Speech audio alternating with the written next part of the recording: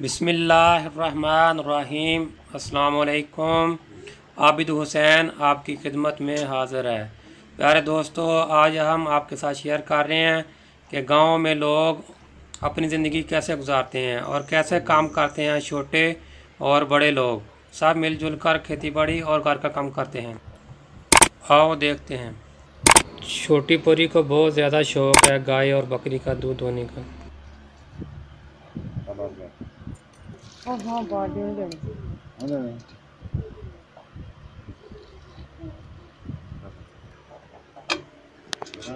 क्या हर चीज देखो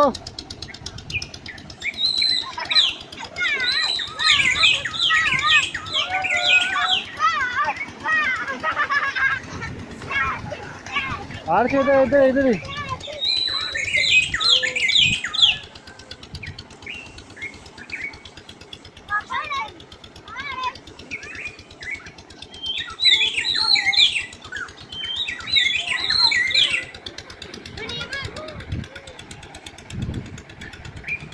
इधर इधर ओए नहीं मैं खाली बाहर है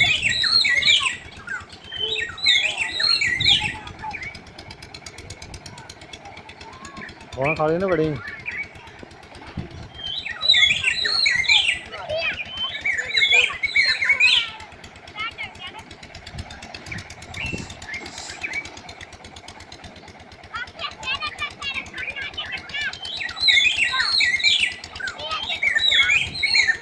इधर इधर आशी इधर इधर इधर नहीं उधर जाना आया पास है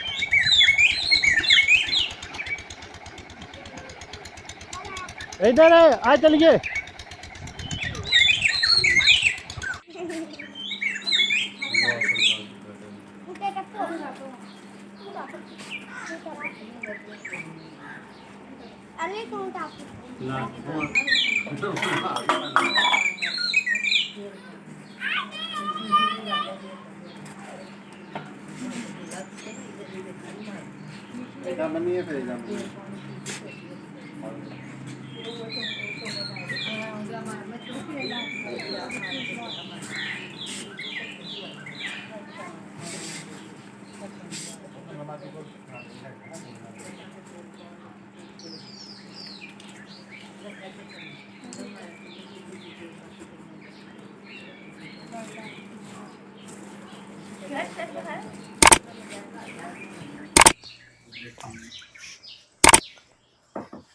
हाँ जी, बोर हो गया जी। पैप निकल लगे पैप विच पाले ने जेह्ड़े पैप पाए सो कड्ढन लगे।